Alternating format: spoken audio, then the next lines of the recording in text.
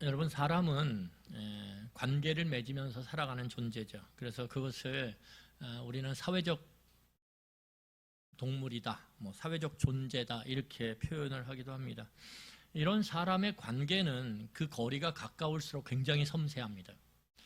그러니까 사람의 관계라는 건 거리가 가까이 있을수록, 물리적 거리도 마찬가지고 마음의 거리도 마찬가지예요. 이 거리가 가까울수록 굉장히 섬세합니다.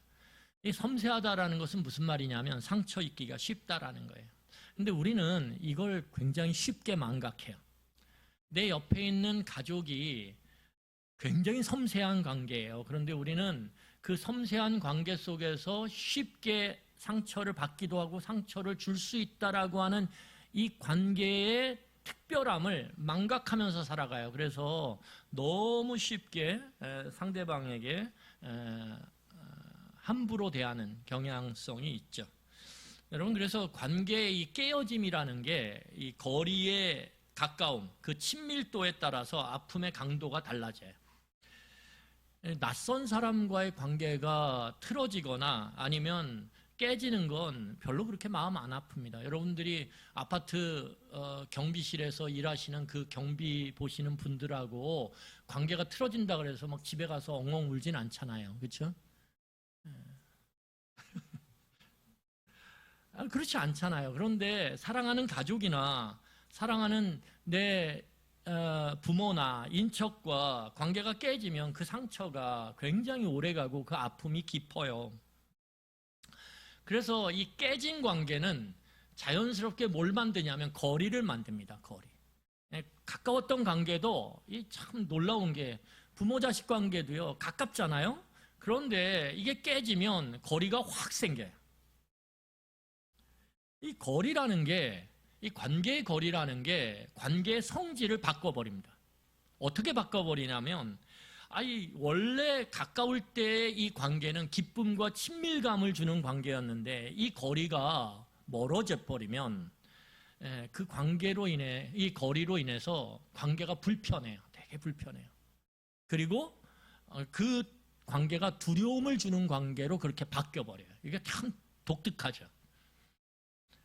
오늘 성경은 하나님과 하나님의 백성이 언약관계로 묶여져 있는데 이 언약관계가 깨질 때 그것이 하나님의 백성에게 얼마나 비극적인 현실을 가져다 주는지에 대해서 이야기하고 있어요. 오늘 다시 말하겠습니다. 하나님과 우리는 예수 그리스도의 새 언약 안에서 언약적 관계로 맺어졌는데 이 언약적 관계가 흔들리고 깨어질 때 그것이 우리의 삶 가운데 얼마나 비극적인 현실을 몰고 오는지에 대해서 오늘 이야기한다는 거예요. 여러분, 하나님과 이스라엘 백성의 관계는 아주 특별합니다. 그 특별함은 어디로부터 오는 거냐면 언약 관계로부터 오는 거예요. 이스라엘 백성이 굉장히 특별하고 아주 특출나고 아주 거룩하고 그런 거 아니에요. 똑같아요.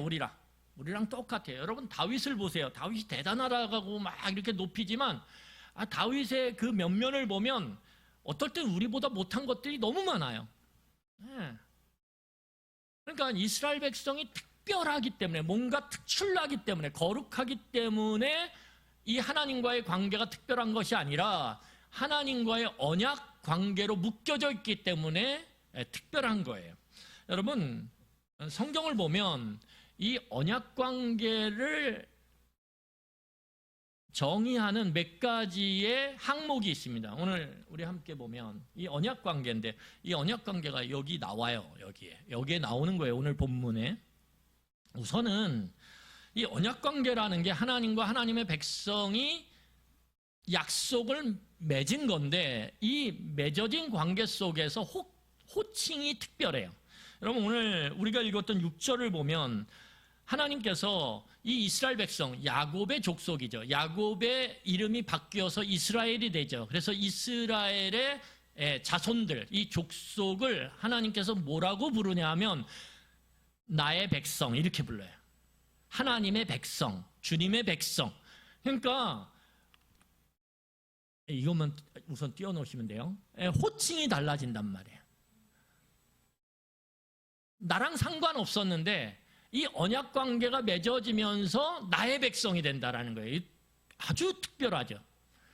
그러니까 마치 입양처럼요. 전혀 나랑 상관없는 관계였는데 입양의 관계로 맺어지면서 어떻게 됩니까? 내 자녀가 되는 거예요. 특별하죠. 이 두 번째는 뭐냐면 이 언약 관계의 특별함은 언약의 시작이 하나님이 시작했다라는 거예요. 이게 특별해요. 왜냐하면 하나님이 이스라엘 백성과 언약을 맺을 하등의 이유가 없어요. 이유가 없어요.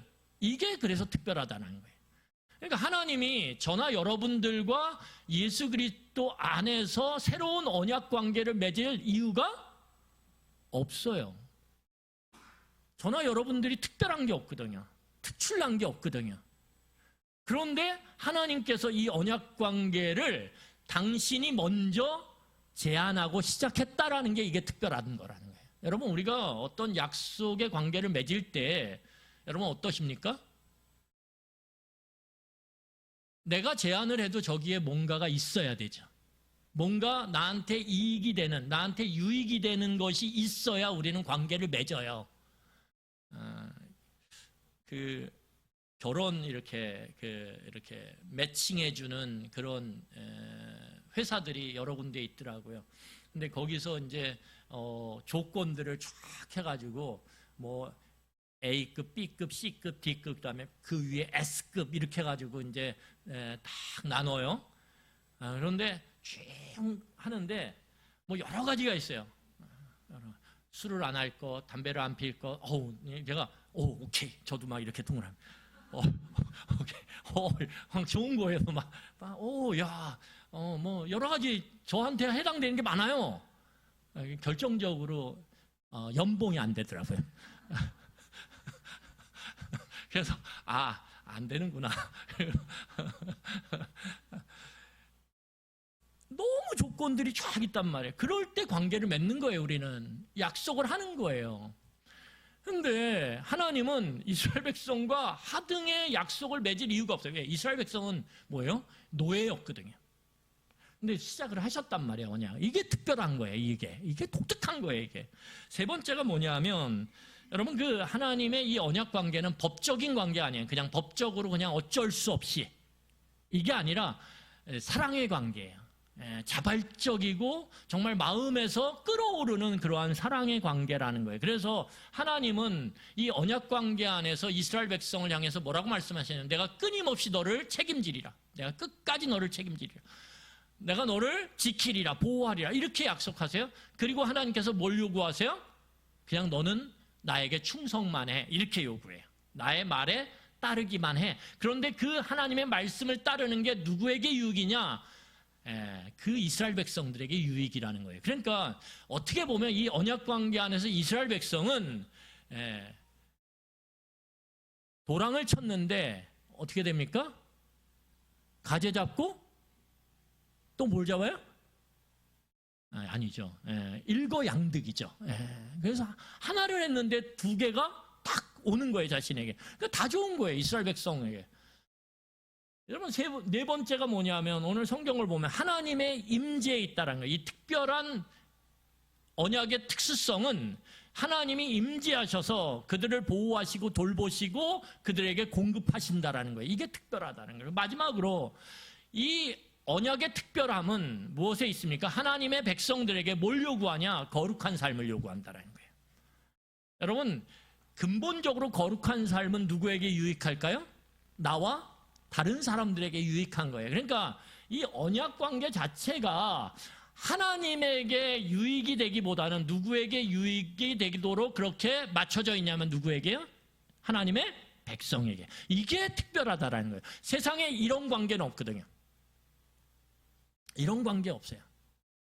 그래서 요즘에 뭐 부모와 자식 간에 어떻게 해라, 어떻게 하라 이런 이제 원리들이 나와요. 그 원리들 중에 하나가 뭐냐면 부모가 자식에게 무언가를 공급하고 줄 때 다시 돌려받을 생각하지 말아라. 나중에 뭐 한다?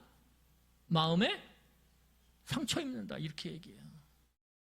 여러분, 놀랍게도요, 부모 자식 관계도요, 내가 무언가 바라고 돌보고 공급하고 보호하면 나중에 상처 입는다라는 거예요. 그러니까 이 언약 관계라고 하는 이 관계는 너무 특별해요. 우리가 이 세상을 살아가면서 맺을 수 있는 최고의 관계인 부모 자식 간의 관계에서도 볼 수 없는 아주 특별함이 이 안에 있다라는 거예요. 여러분, 그런데 이 특별함 속에서 오늘 하나님께서 이스라엘 백성들과 함께 하셨어요. 그런데 놀랍게도 오늘 하나님께서 이사야 선지자를 통해서 아주 놀라운 선언을 하세요. 엄청난 선언이에요. 6절을 함께 보겠습니다. 우리 6절 함께 읽겠습니다. 시작. 주께서 주의 백성 야곱 족속을 버리셨음은 그들에게 동방 풍속이 가득하며 그들이 블레셋 사람들 같이 점을 치며 이방인과 더불어 손을 잡아 언약하였음이라. 여러분, 거기 주의 백성, 나의 백성 이렇게 불렀던 그 언약 관계 안에서의 이 특별한 하나님과 하나님의 백성의 관계가 오늘 어떻게 깨져요. 오늘 뭐라고 얘기합니까? 내가 야곱의 족속, 그 언약을 맺어서 내 백성 삼은 그 이스라엘 백성, 그 하나님의 백성을 뭐 했노라? 버렸다. 이렇게 얘기해요. 버렸다. 하나님이 버렸다라는 거예요. 이게 무엇입니까? 언약이 깨졌다라는 거죠. 언약의 파기가 있다라는 걸 의미하는 거예요. 그러면 왜 이 특별한 언약 관계가 깨졌냐 이거죠. 이게 왜 깨졌을까 도대체? 이 하나님이 시작하신 이 특별한 관계 왜 깨졌냐 이거죠. 오늘 성경을 보니까 그 언약을 깬 쪽이 하나님이 아니라 누구라고 얘기하냐면 이스라엘 백성이라고 얘기해요. 왜냐하면 6절 하반절 보세요. 6절 하반절에 보면 이방인들과 더불어 손을 잡아 뭐 하였습니다? 언약하였습니다. 네, 이방인과 더불어 손을 잡아 언약하였습니다. 원래 하나님을 잡고 있던 그 언약의 손을 그들이 뿌리치고 누굴 잡았어요? 이방인들의 손을 잡아서 언약했다라는 거예요. 그러니까 누가 언약을 파기했냐 하면 누가요? 이스라엘 백성이. 그러니까 언약을 깬 쪽은 이스라엘 백성이라는 거예요. 여러분, 오늘 성경을 보면요 6절에 자, 이스라엘 백성이 언약을 깨서 하나님이 그 언약 관계를 파기하셨어요. 그런데 왜 그랬냐 보니까 이 이스라엘 백성들이 동방의 풍속이 가득해요. 그리고 오늘 성경을 보니까 그들이 블레셋 사람과 함께 점을 쳐요. 그리고 이방인과 더불어 손을 잡아 언약을 했어요. 그러니까 여기 보면 하나님을 따르는, 여러분 문화라고 하는 것, 풍속이라는 것이 무엇입니까? 삶의 모든 거죠. 여러분들이나 저나 지금 삶의 모든 것들은 다 문화예요. 네, 그래서 K컬처 이렇게 얘기하지 않습니까? 그 안에 먹는 거, 입는 거, 자는 거, 뭐 노는 거 다 들어있어요. 다 들어있어요. 그러니까 문화라는 건, 풍속이라고 하는 건 우리 삶의 모든 거죠. 그런데 이스라엘 백성들이 하나님의 백성으로서 하나님을 섬기는 문화, 하나님과 연관된 문화를 만들어 가야 돼요. 음식에도 그래요. 레위기를 보면 하나님과 연관된 음식을 어떻게 먹고 어떻게 관리할 것인지에 대해서 길게 나와요. 옷을 어떻게 입어야 되는지 길게 나와요. 집을 어떻게 져야 되는지 길게 나와요. 시간을 어떻게 보내야 되는지 길게 설명을 해요. 그게 다 문화예요. 하나님과 연관된 하나님의 백성들이 어떻게 삶을 살아가야 되는지에 대해서 성경은 아주 구체적으로 이야기하고 있다는 거예요. 그런데 그걸 다 버렸어요. 그리고 그 자리에 뭘 넣냐 하면 이방의 문화를 갖다가 이식을 했단 말이에요.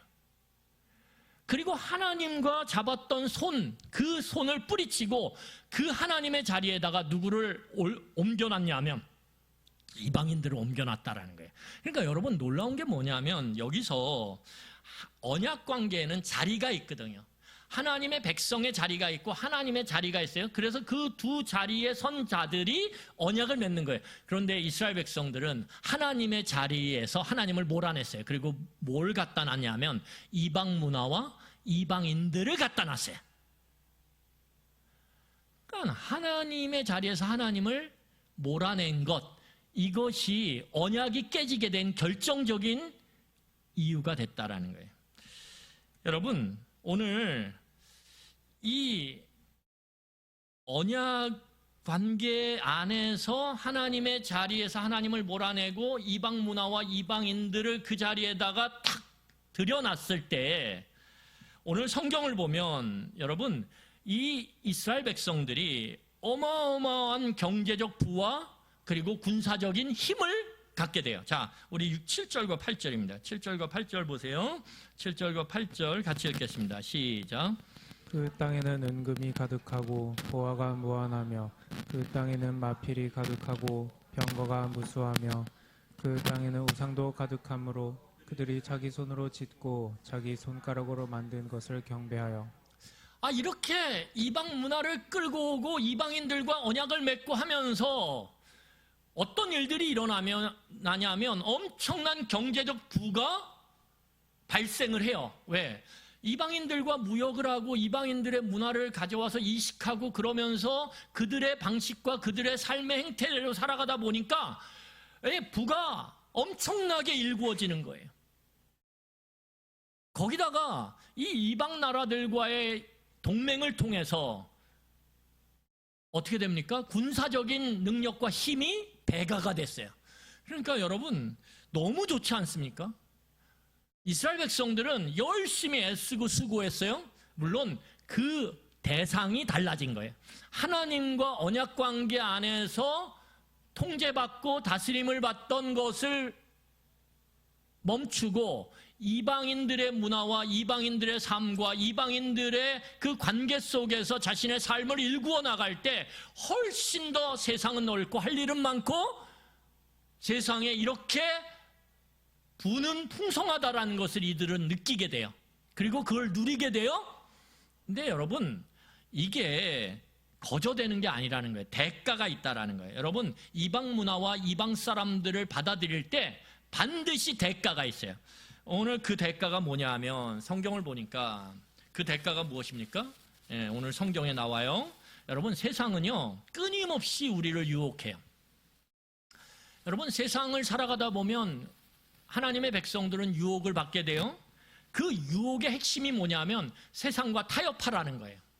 여러분 여러분들의 일터에서 여러분들의 또한 관계 속에서 끊임없이 세상이 우리에게 요구하는 게 뭐냐면 유혹하는 게 뭐냐면 세상과 타협하라는 거예요. 세상의 방식과 타협하고 세상의 삶의 모습과 타협하라는 거예요. 세상 사람들과 타협하라는 거예요. 이게 끊임없이 우리를 향해서 도전해 와요. 여러분 세상과 타협하는 그 시작은 뭐냐면 문화를 받아들이기 시작하면서 타협하기 시작하는 거예요. 이 문화를 받아들이기 시작하면서 어디까지 갑니까?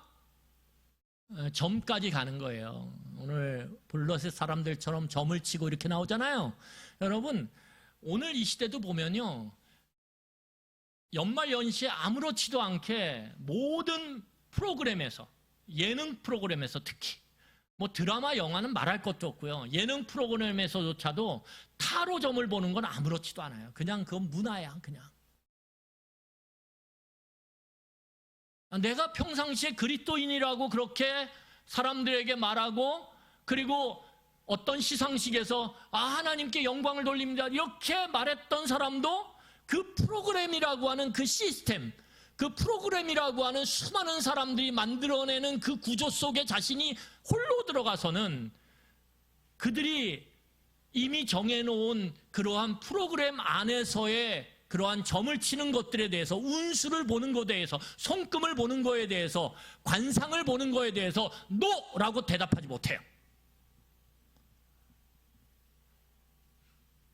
몇백 명의 사람이 그걸 만들어서 시청자에게 보여주기 위해서 몇 날 며칠을 고생하고 섭외를 하고 지금 찍고 있거든요. 거기서 나는 관상 안 봅니다 이렇게 말하지 못해요. 그래서 어떻게 합니까?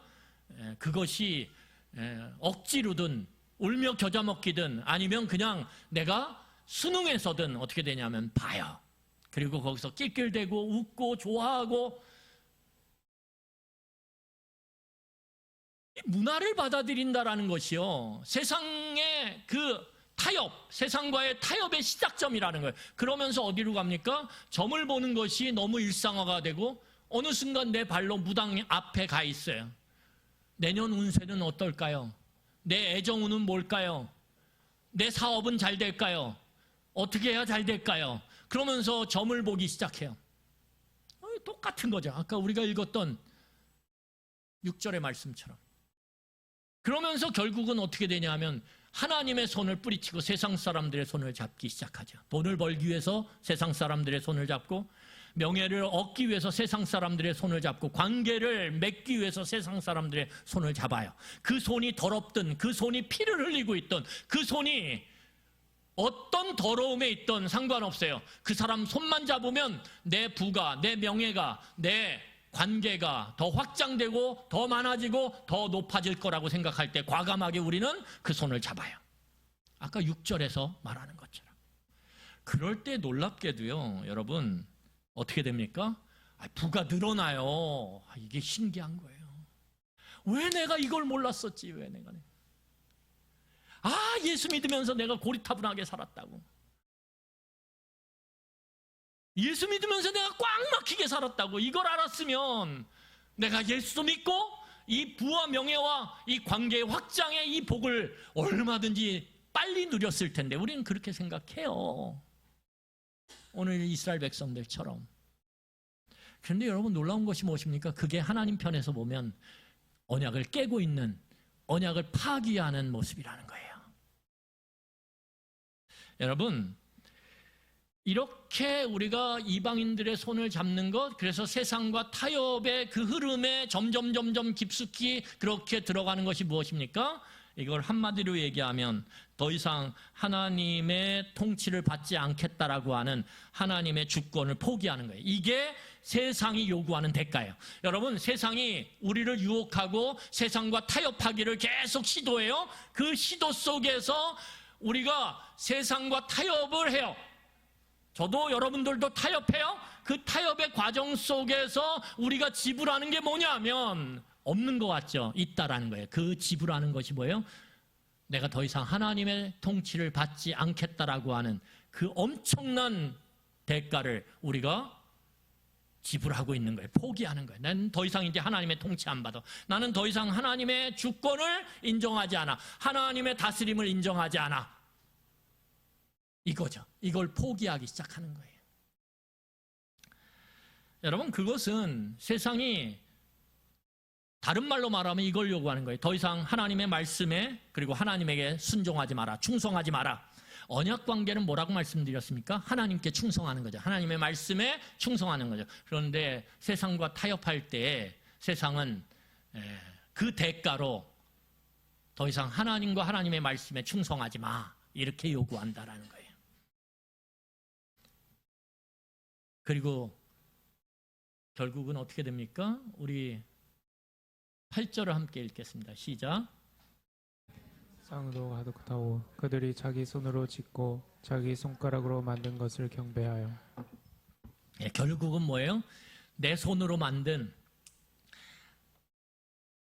내 손가락으로 지은 뭐예요? 우상을 숭배하기 시작한다는 거예요. 돈에게 충성하기 시작하고요. 관계에 충성하기 시작하고요. 쾌락에 충성하기 시작해요. 여러분, 제가 이 명절 기간 동안에 책 한 권을 쭉 읽었어요. 책 한 권을 이제 쭉 읽고 밑줄 치고, 책을 읽을 때 고민이 되는 게 뭐냐면 밑줄을 뭘로 칠까예요. 저는 형광펜으로 보통 치는데 형광펜은 너무 쉽게 다는 거예요. 그래가지고 제가 고민을 하다가 연필로 쳐야 되겠다. 근데 연필로 치면 이게 묻어나거든요. 이렇게 그 검은 그 흑연이. 그래가지고 신경이 쓰이는데 내가 얼마나 또 읽을 거라고. 살아온 날보다는 적게 읽을 거 아니에요. 그래서 그냥 묻어놔도 그냥 밑줄을 연필로 치면서 읽자. 그러니까 마음이 너무 편해지는 거예요. 여러분들은 전혀 공감 못 하실 수도 있는데 저는 공감이 가요.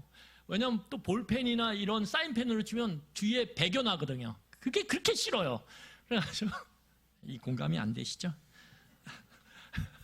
연필로 치니까 묻어나긴 하는데 배기지도 않고 치기가 너무 좋고 또 싸잖아요. 연필은 잘 닳지도 않아요. 그래가 너무 좋더라고요. 그래가지고 이번 명절 때 제가 가장 크게 얻은 수확이 이제는 책을 읽을 때 연필로 친다.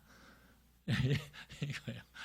그런데 제가 읽으면서 거기서 그 작가가 교수인데 그 사람이 뭐라고 얘기하냐면 오늘 이 한국 사회에 사람들이 충성하는 두 가지가 있다.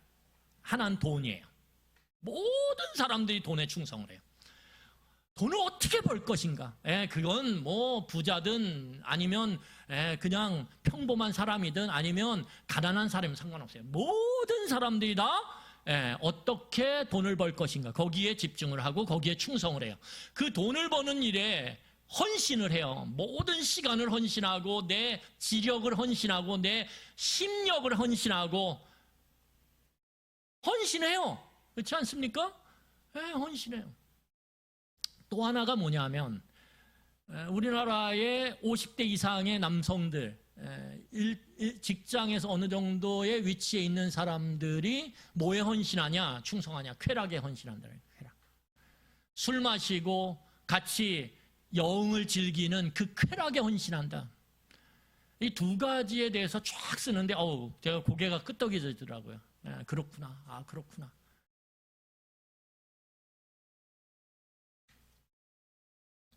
여러분, 헌신과 충성의 대상이 바뀌는 거예요.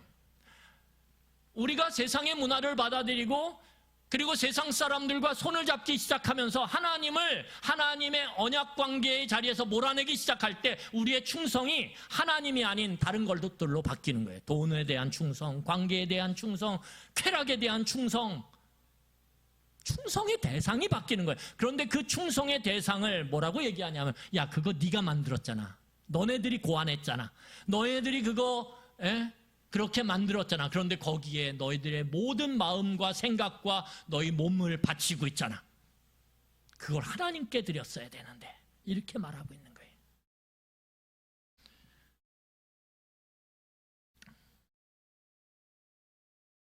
여러분, 이 번영과 성공이 우리의 신이 되고 그 우상 신을 위해서 우리는 모든 것들을 합니다. 이 정도는 괜찮지. 이만큼은 세상적 방법 써도 돼. 하나님도 이해하실 거야. 우리는 모든 합리적인 것들을 다 이유로 들이대면서 우리는 그들과 함께 동행하기 시작하는 거예요. 그럴 때 아까 봤던 것처럼 뭐예요? 세상 사람들과 손잡기 시작하고 세상적인 삶의 방식들을 도입해서 살아가면서 우리 당장의 눈에 보이는 부와 명예가 무수히 가득히 쌓이기 시작한다는 거예요. 우리 7절 한번 봐주시겠어요? 한번 같이 읽죠. 시작. 그 땅에는 은금이 가득하고 보화가 무한하며 그 땅에는 마필이 가득하고 병거가 무수하며 뭐든지 차고 넘쳐요. 여러분, 그런데 이게 당장 좋아 보이죠? 우리가 하나님의 주권을 인정하고 거룩한 삶을 살기 위해서 하나님의 뜻과 하나님의 말씀을 따르는 것보다 훨씬 더 많은 부와 명예를 누릴 수 있는 것 같아서 만족해요. 당장은. 그런데 이게 전도서의 그 코엘렛, 그 전도서의 시인의 고백으로 말하면, 지혜자의 고백으로 말하면 그거 잠시다 이렇게 얘기하는 거예요. 그거 잠시다. 너 그렇게 누리는 거 잠시다. 왜냐하면 여러분, 놀랍게도 하나님의 심판이 있기 때문에 그래요. 여러분, 하나님은요 특별히 개입하셔서 하나님의 자녀를, 하나님의 백성을 심판하세요.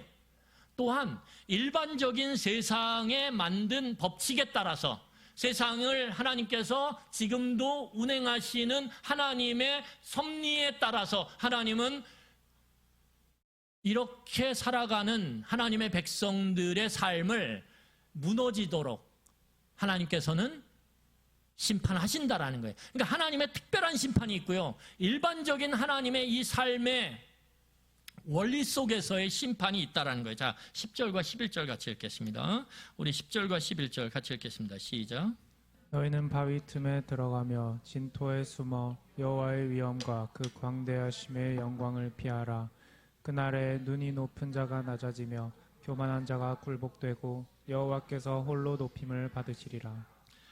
여러분, 여기 보면 정말 안타까운 게 나와요. 뭐가 안타깝습니까? 너희는 바위 틈에 들어가고 진토에 숨어 여호와의 위엄과 그 광대하심의 영광을 피하라. 너희들이 피할 수 있는 그 모든 것들을 찾아서 피하라라고 얘기해요. 여러분, 그런데 이 하나님의 위엄과 광대하심은 뭐냐 하면 하나님의 임재죠. 여러분, 언약 관계 안에서의 특별함이 무엇입니까? 하나님의 임재예요. 하나님을 만나는 것. 예배 가운데 우리가 하나님을 만나는 것. 영이신 하나님을 우리가 예배함으로 하나님의 말씀을 통해서 하나님을 알아가는 것. 이게 놀라운 축복이거든요. 왜요? 하나님을 알아갈 때, 하나님을 만날 때, 예배를 통해서 하나님의 그 영이신 하나님과 우리가 함께 연결될 때, 여러분 우리 안에요, 놀라운 회복이 일어나요. 놀라운 채워짐이 일어나고요. 놀라운 우리 안에 충만함이 발생한다라는 거예요. 그런데 여러분 오늘 성경을 보세요. 오늘 나는 이제 더 이상 하나님의 주권을 인정하지 않습니다. 저는 이제 하나님의 다스림을 거부합니다. 이렇게 세상과 하나님의 자리를 바꿔버린 이러한 관계, 언약이 깨진 관계에서 하나님의 백성은요, 놀랍게도 하나님의 임재를 피해요. 여러분 다시 10절을 보세요. 너희는 바위 틈에 들어가며 진토에 숨어 여호와의 위엄과 그의 영광을, 광대하신 영광을 뭐하라? 피하라. 피하는 거예요. 여러분 이게 비참함이에요. 여러분 자녀의 비참함은 어디 있습니까? 우리가 드라마나 영화를 보거나 아니면 실제 그런 이야기들이 나와요. 자녀의 비참함이 어디 있어요? 아빠가 저 바깥에서 하루 종일 일을 하시고 돌아오는데 그 발자국 소리를 들으며 자녀가 장롱 속으로 피해요. 여러분 이게 비참한 거예요. 그 세상 어떤 비참함보다도 비참한 게 무엇입니까? 부모를 피하는 거예요. 부모를 피하는 거. 제가 이렇게 얘기하면 제가 막 그것만 보는 것 같은데 그렇진 않고요. 제가 이게 그 아이들을 좋아해요. 그래서 이제 애들 보면 제가 너무 부러운 게 있어요. 어떤 게 부러우냐면 그걸 찍어 놓은 거겠죠. 그런데 두 가지가 부러운데, 하나는 그 어린 아이들이, 애기들이 그 애완견, 이 외국은, 특히 미국은 이 애완견들이 거의 가족과 같지 않습니까? 큰 애완견들을 집에서 키우는데, 그 어린 애기가 그 애완견을 정말 사랑이 뚝뚝 떨어진다고 느껴질 정도로 그렇게 껴안아서 막 비비고 막 거기에서 잠이 들고 너무 부러운 거예요. 그 애완견의, 큰 애완견의 그 털과 살을 막 만지면서 거기에 막 비벼요. 그런데 너무 부러운 거예요. 왜 부러우냐면 저는 그 느낌을 모르거든요. 저는 한 번도 그 느낌을 느껴본 적이 없거든요. 제가 주로 봤던 건 똥개예요. 그러니까 오면 피해야 돼. 제가 어디서 뒹굴렀는지 모르기 때문에, 냄새 나기 때문에 저는 강아지는 피하는 거지. 큰 게. 그런데 저렇게 껴안고 막 그 보들보들한 털을 막 비비는 걸 느껴보질 못해서 그게 너무 아쉬운 거예요. 어렸을 때 저걸 못 느껴봤구나. 이게 너무 아쉽더라고요. 두 번째는 뭐냐면, 아빠가 일을 끝내고, 미국은 이제 트럭을 몰고 오니까 이 트럭들이 많거든요. 일을 하고 딱 오는데 그 문이 유리문이에요. 거기서 아빠가 오는 걸 보면서 막 그 어린아이가 막 뛰는 거예요. 데디 막 와. 너무 부러운 거예요. 그게. 야, 얼마나 저 아빠는 좋을까. 하루 종일 아빠가 일한 옷이에요. 작업복을 입고 탁 차에서 내리는데 그 아이가 막 뛰어오는 거예요. 문을 열고. 그리고 안기는데, 와, 저 아빠 진짜 행복하겠다. 와, 하루 종일 죽으라고 일했어도 그 모든 피로가 다 사라지겠다. 그냥 느껴져요, 그게. 지금 하라고 그럴 수도 없고. 그런데 여러분, 그 반대가 뭐예요? 아빠가 문을 똑똑거리는데도 본 척 안 하고 피하는 거죠. 두려움 가운데 장롱 속으로 들어가는 거죠. 오늘 이스라엘 백성들이 하나님의 임재를 기쁨과 감격으로 그렇게 마주하는 게 아니라 뭐예요? 두려움과 공포 가운데서 오늘 피하고 있다라는 게, 이게 오늘 언약이 깨진 관계 안에서의 하나님의 백성의 비극이라는 거예요. 엄청난 비극이라는 거예요, 이게. 여러분, 사사기 21장 25절을 보세요. 사사기 21장 25절 보겠습니다. 네, 우리 같이 읽겠습니다. 시작. 그때 이스라엘의 왕이 없으므로 사람이 각기 자기 소견에 옳은 대로 행하였더라. 여러분, 왕이 없다라는 건 무엇입니까? 주권을 어떻게 해요? 인정하지 않는다라는 거예요. 누구도 나의 왕, 나의 주권자로 인정하지 않는다. 인정하지 않으니까, 하나님의 주권을 인정하지 않으니까 어떻게 됩니까? 인간의 기준이 절대화가 돼요. 근데 인간의 기준이 절대화가 될 때 나타나는 현상이 무엇이냐면 혼란함이에요. 혼란함. 왜냐하면 인간은 원래 죄 때문에 구부러져 있거든요. 여러분, 우리는 우리 스스로 구부러져 있지 않다고 생각하는 착각 속에 살고 있어요. 나는 내가 하는 결정, 내가 하는 생각, 내가 하는 판단, 내가 하는 행동이 구부러지지 않았다라고 생각을 해요. 그런데 우리는 원천적으로 구부러져 있어요. 여러분, 그걸 기본적으로 인정하셔야 돼요. 아, 내가 하는 말이 구부러질 수 있었구나. 내가 하는 행동이, 내 판단이 구부러져 있을 수 있다라는 걸 전제하셔야 돼요. 그럴 때 어떻게 됩니까? 타인의 반응에 대해서 우리가 받아들이고 용납할 수 있는 품이 커져요. 왜? 아, 내가 이렇게 말했는데 이게 구부러질 수 있어. 그래서 그 구부러진 것 때문에 상대방이 그 말을 듣고 아파할 수 있고 힘들어할 수 있어. 이렇게 우리가 생각해야 우리의 품이 받아낼 수 있는 품이 넓어진다라는 거예요. 근데 우리가 난 똑바로, 내 말은 항상 옳아, 내 판단과 생각은 정확해, 이렇게 생각하고 말하고 행동하면 상대방이 내 생각과 다르게 반응할 때 우리는 그걸 받아낼 수가 없어요. 그리고 어떻게 합니까? 네가 잘못이야, 이렇게 되는 거죠. 정죄하기 시작하는 거예요. 여러분, 내 믿음이 구부러져 있을 수 있다고 생각하셔야 돼요. 내 신앙이 구부러져 있을 수 있다고 생각하셔야 돼요. 여러분, 우리가 신앙과 믿음을 가져도요, 우리는 그것을 구부리고 망가뜨리고 흠집낼 수 있는 강력한 죄의 영향력 아래 여전히 살고 있다라는 거예요.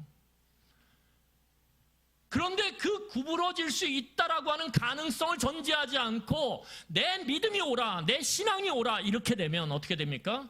우리는 믿음의 폭군이 되는 거예요. 신앙의 폭군이 되는 거예요.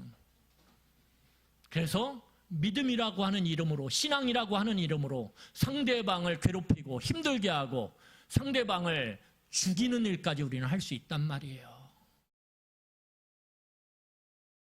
이게 하나님의 주권을, 하나님의 말씀을, 하나님의 다스림을 거부하고 인정하지 않는 자들에게 나타나는 모습이라는 거예요. 그게 사사기 역사예요.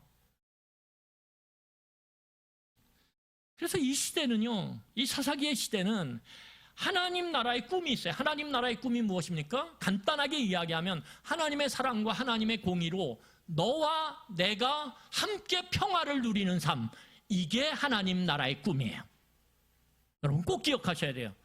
하나님의 나라의 꿈은 하나님의 사랑과 공의를 갖고 너와 내가 함께 평화의 관계를 누리는 삶, 이게 하나님 나라의 꿈이에요. 그런데 우리는 이 하나님의 나라의 꿈을 인간의 꿈으로 바꿔버려요. 하나님의 통치를 받기를 거부할 때 어떻게 됩니까? 경쟁과 다툼으로 나만의 평화를 열망하는 그러한 비극을 만들어낸단 말이에요. 나만의 평화. 내 자식이 엄청 고통스럽고 힘들고 버거워도 네가 열심히 공부해가지고 엄마의 마음을 평안케 해. 아빠의 마음을 평안케 해. 우리는 얼마든지 그럴 수 있어요. 이건 인간의 꿈이에요. 여러분, 창세기 3장에 보면 아담과 하와가 선악을 먹는 문제로 인해서 범죄를 해요. 그런데 이것은 단순히 아담과 하와가 선악과를 따먹어서 그 행위 자체가 잘못됐다라고 이야기하는 게 아니에요. 그 선악과를 따먹은 그 근본적인 그 밑바탕에는 뭐가 있어요? 하나님을 그 자리에서 언약 관계 안에서 아담과 하와가 하나님과 언약 관계를 맺었거든요. 그런데 그 언약 관계 안에서 하나님의 자리에서 하나님을 몰아낸 거예요. 쉽게 말하면 반역을 꾀한 거예요. 나 이제 하나님 주권 인정하지 않아? 하나님의 말씀을 더 이상 내가 따르지 않을 거야. 그 선언이에요. 그 선언. 그게 문제라는 거예요. 그게. 그리고 그러한 하나님의 주권을 거부하는, 하나님의 다스림을, 통치를 인정하지 않는 그 선언은 놀랍게도 이 아담과 하와에게 하나님의 임재를 기쁨과 감사함으로 누리는 시간이 아니라 하나님의 임재를 공포와 두려움 가운데 피하게 만들었다라는 거예요. 여러분, 그래서 여러분, 하나님이 아담과 하와가 범죄한 다음에 숨어 있을 때 뭐라고 말씀하십니까? 아담아, 내가 어디 있느냐? 이렇게 묻죠. 아담아, 내가 어디 있느냐? 예전에는 아담아 하기 전에 왔거든요. 하나님 저 여기 있어요. 그런데 이제는 그 언약에 파기된 상태, 나는 하나님의 주권을 더 이상 인정하지 않습니다라고 선언한 그 순간 하나님을 피하기 시작하는 거예요. 하나님을 두려움의 대상, 공포의 대상으로 여기기 시작하는 거예요. 말씀을 정리하겠습니다. 여러분, 아담아 내가 어디 있느냐? 이 하나님의 음성에 대답할 수 없는 우리는요, 결국은 악의 확장을 만들어갈 수밖에 없어요. 왜냐하면 제가 말씀드렸잖아요. 우리는 근본적으로 왜곡된 존재라고. 그래서 우리는 끊임없이 우리 자신을 하나님과 하나님의 말씀 앞에 세워야 돼요. 그분과 만나야 돼요. 예배를 통해서 만나야 되고 말씀을 통해서 만나야 되고, 만나서 우리의 그 왜곡되고 구부러진 생각과 마음과 뜻을 펴야 돼요. 펴도 세상에 나가면 구부러지는데, 이 만남을 기뻐하지 않고 이 만남을 우리가 우선에 두지 않은 채 이것을 두려움과 공포로 여기는 순간 우리는 그 구부러진 상태가 더 구부러지고 더 구부러져서 우리의 삶에 부와 명예가 잠시 머물 수는 있지만 결국은 그것을 통해서 우리는 더 많은 사람을 고통 가운데, 내 부와 내 권력과 내 명예의 힘으로 우리는 그 구부러진 마음과 구부러진 생각을 갖고 더 힘들게, 더 고통스럽게, 더 비참하게 나와 타인의 삶을 망가뜨릴 수 있다는 거예요. 여러분, 세상에요, 부자는 많아요. 권력자도 많아요. 그런데 그 최고의 권력자, 최고의 힘을 가진 자들이 아담아 내가 어디 있느냐 이 물음에 답하지 않은 채 껍데기 신앙만 갖고 그렇게 살아갈 때 얼마나 많은 약자들을 그 구부러진 생각과 구부러진 확신과 구부러진 마음을 갖고 얼마나 더 힘들게, 더 고통스럽게, 더 아프게 만드는지 몰라요.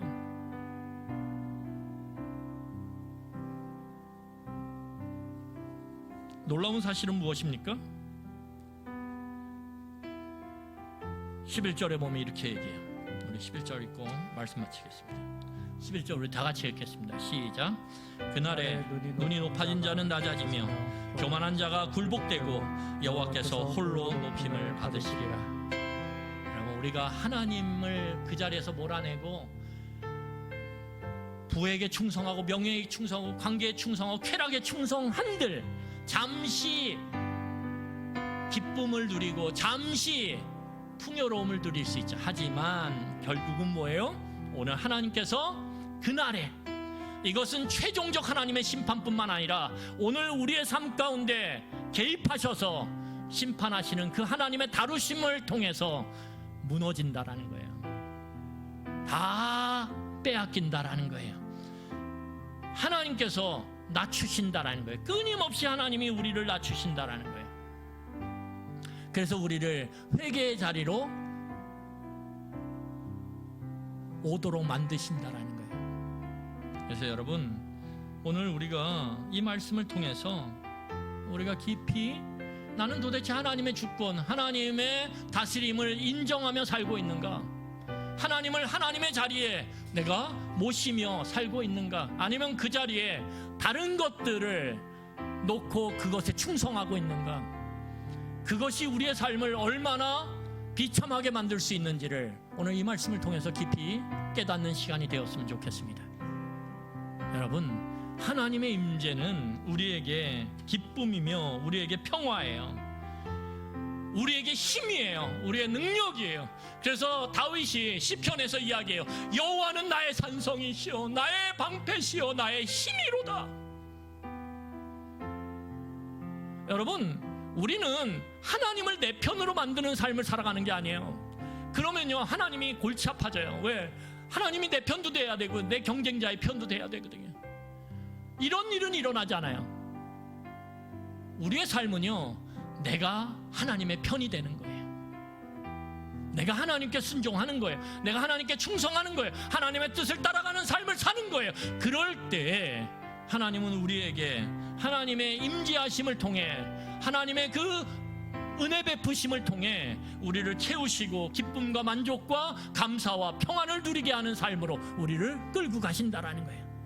이걸 누리는 삶, 이것이 언약 관계 안에서 누리는 축복이에요. 여러분, 이 은혜를 누리시길 간절히 축원합니다. 우리 이 시간에 같이 말씀을 기억하며 기도하겠습니다. 기도하시겠습니다.